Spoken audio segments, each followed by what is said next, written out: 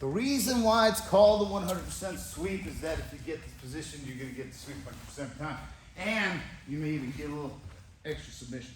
So basically what it is that it sets up off of a hip bump sweep. You need to get their hands on the mat. In no gi, it's a lot easier to move their hands because there's nothing to hold on to. So a lot of times you can kind of move, if he's posted here and you're pulling him in, it's easy to kind of push him away a little bit to lighten the load on these hands here and then bring the hands down here, okay?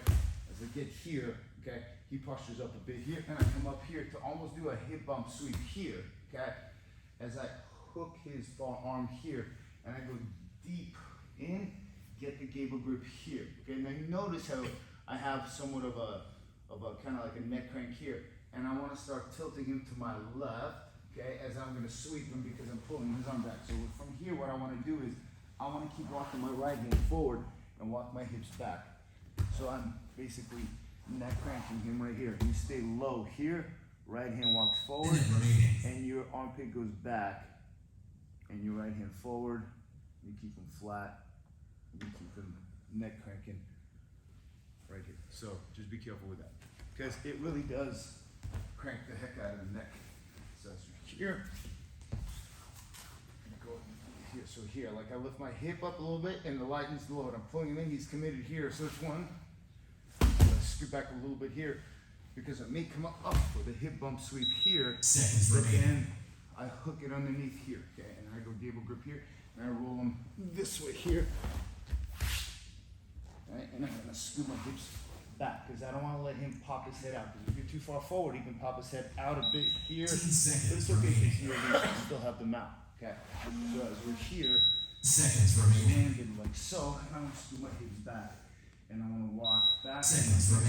Forward, crank his neck here. He's here. It's about to rest for him.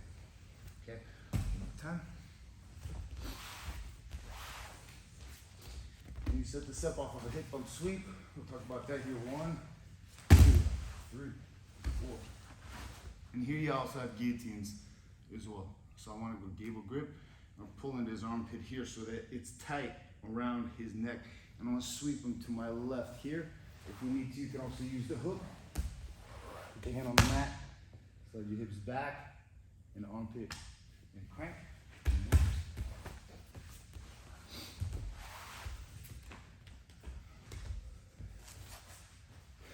Oftentimes this happens because when you sell the hip bump sweep, he posts out with the hands and he kind of, because he posts out that way. So as we're here, go 1, 2, here, I need to slide back just a little bit. So come up here. And see here, I go back here and hook this arm here. I want to go here, careful. Yeah. So lift it in. Can always help. Bring this arm out.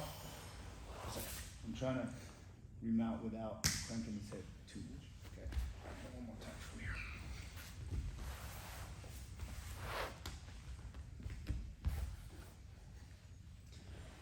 1. Good here. Here. Here. Gable grip. Lock that. So my left elbow frames his back. And that's tilting to my left. Lean down, and then back, slide back. And then this walks forward and the armpit back. And I want to keep his shoulders on the mat. Just forward. And elbow. And then armpit back. Okay? Let's try it. 1, 2, 3. Fix here. You got a hook underneath, gable grip, and the left forearm frames the back.